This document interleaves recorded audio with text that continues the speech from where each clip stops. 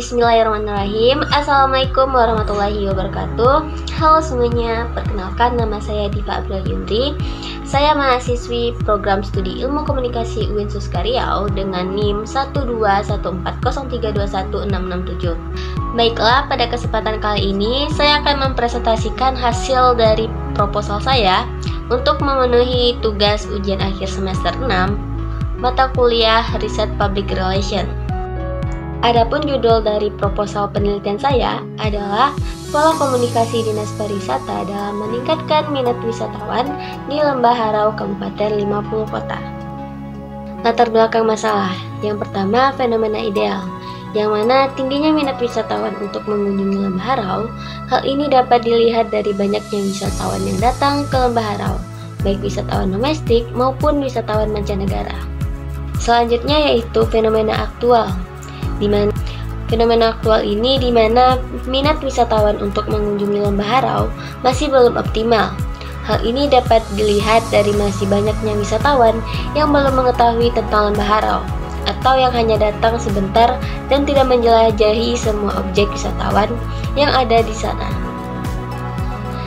Dapat kita lihat dari tabel tersebut, berdasarkan dari data Dinas Pariwisata Pemuda dan Olahraga Kabupaten 50 Kota, dapat dilihat kunjungan wisatawan ke pariwisata yang ada di Kabupaten 50 Kota mengalami peningkatan dari tahun ke tahun, terutama di tahun 2018. Jumlah wisatawan Nusantara maupun mancanegara sangat meningkat daripada tahun 2017. Sehingga Lembah Harau belum menjadi destinasi wisata unggulan di Kabupaten 50 Kota dan Sumatera Barat. Hal ini disebabkan oleh beberapa faktor, seperti kurangnya promosi dan pemasaran, kurangnya pengembangan produk wisata yang menarik, dan kurangnya koordinasi antara pemangku kepentingan.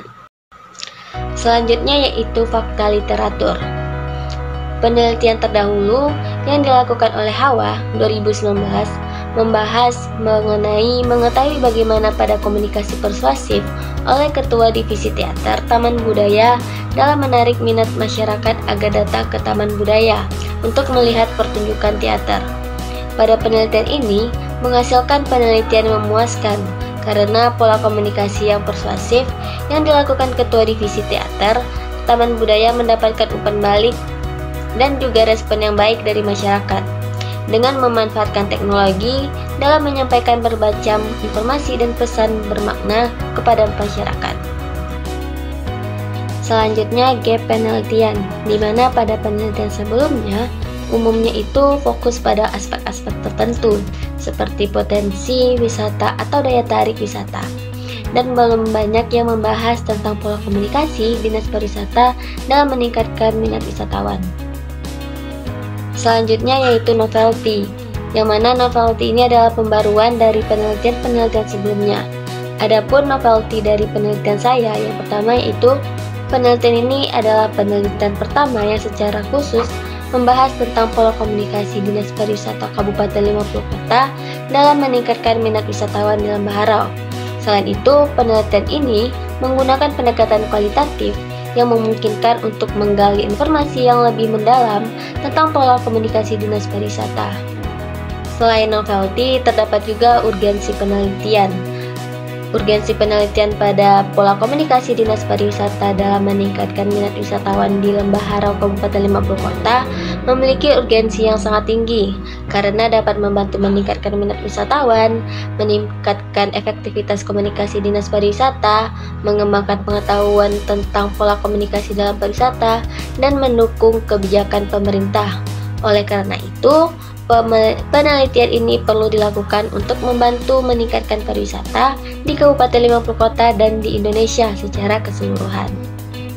Nah, dari penjelasan latar belakang tersebut dapat dirumuskan masalah bahwa bagaimana pola komunikasi Dinas Pariwisata dalam meningkatkan minat wisatawan di Lembah Harau Kabupaten 50 Kota.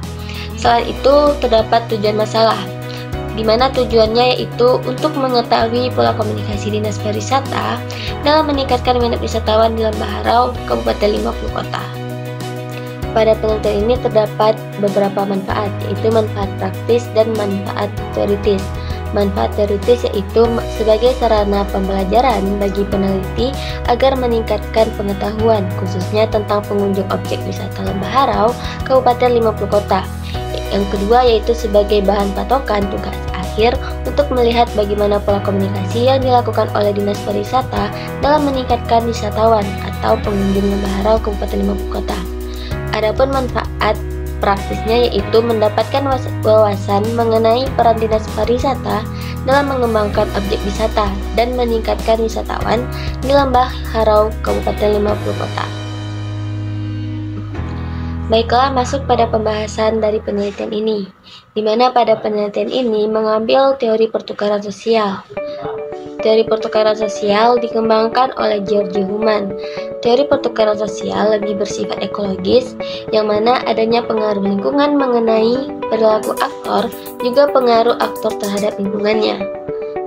Teori pertukaran sosial adalah penggabungan antara perspektif psikologi dan sosiologi yang menjelaskan perubahan sosial dan stabilitas sebagai proses pertukaran yang dinegosiasikan antara pihak-pihak. Selanjutnya yaitu asumsi teori pertukaran sosial, di mana pengimplementasian teori pertukaran sosial dalam pola komunikasi Dinas Pariwisata dengan membantu dalam memahami betapa pentingnya interaksi yang saling menghubungkan dan juga membangun hubungan yang positif antara berbagai pihak yang terkait. Yang pertama yaitu ketergantungan sosial, di mana teori ini mengakui tentang hubungan sosial yang mampu menciptakan ketergantungan di antara individu dengan kelompok. Dalam konteks Dinas Pariwisata, bergantung terhadap dukungan dan partisipasi masyarakat setempat. Yang kedua yaitu norma pertukaran, yang mana norma-norma sosial mengatur pertukaran informasi dan juga interaksi sosial di antara Dinas Pariwisata, pengunjung, maupun masyarakat setempat. Yang ketiga yaitu keuntungan bersama, yang mana keuntungan bersama ini terciptanya keuntungan bersama di dalam interaksi sosial.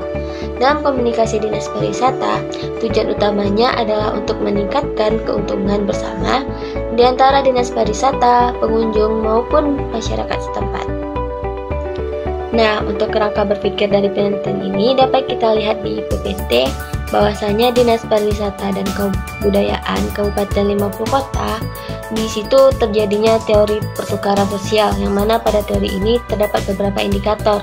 Yang pertama, pola komunikasi, komunikator, pesan, media, komunikan, feedback ataupun respon, sehingga dari teori tersebut menghasilkan meningkatnya minat pengunjung wisata Harau.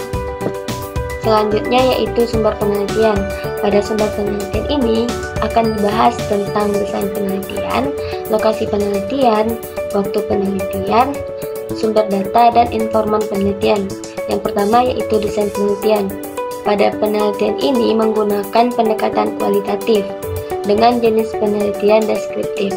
Sedangkan untuk lokasi penelitiannya berada di Harau, Kabupaten 50 Kota, Kota Payakumbuh, Provinsi Sumatera Barat. Untuk waktu pelaksanaan penelitian ini adalah pada bulan Juni tahun 2024. Selanjutnya yaitu sumber data. Pada sumber data yang digunakan pada penelitian ini menggunakan dua sumber, yaitu data primer dan data sekunder. Selanjutnya yaitu informan penelitian. Pada informan penelitian ini menggunakan teknik purposive, yaitu dengan kriteria informannya. Yang pertama, informan berumur di atas 25 tahun. Yang kedua, informan merupakan pengunjung wisata Lembah Harau. Yang terakhir yaitu informan berada di Harau, Kabupaten 50 Kota. Nah, selanjutnya masuk kepada informasi informan. Dapat kita lihat di PPT daftar-daftar informan yang dijadikan untuk penelitian. Di sini terdapat ada 10 informan dengan perbedaan usia, di mana ada 6 orang laki-laki dan 4 orang perempuan. Selanjutnya yaitu teknik pengumpulan data. Pada teknik pengumpulan data ini menggunakan 3 teknik. Yang pertama wawancara, observasi, dan dokumentasi, di mana informan-informan ini diwawancarai serta diobservasi secara langsung serta didokumentasi sebagai bukti bahwa informan ini sesuai dengan kriteria informan. Selanjutnya itu analisis data. Pada analisis data ini juga terdapat 3 bagian, yaitu reduksi data, penyajian data, dan penarikan kesimpulan. Yang terakhir yaitu validitas data, di mana pada validitas data ini menggunakan teknik regulasi sumber. Baik, hanya itu yang dapat saya sampaikan mengenai hasil proposal penelitian saya. Mohon maaf atas segala kekurangan dan terima kasih. Assalamualaikum warahmatullahi wabarakatuh. Bye-bye.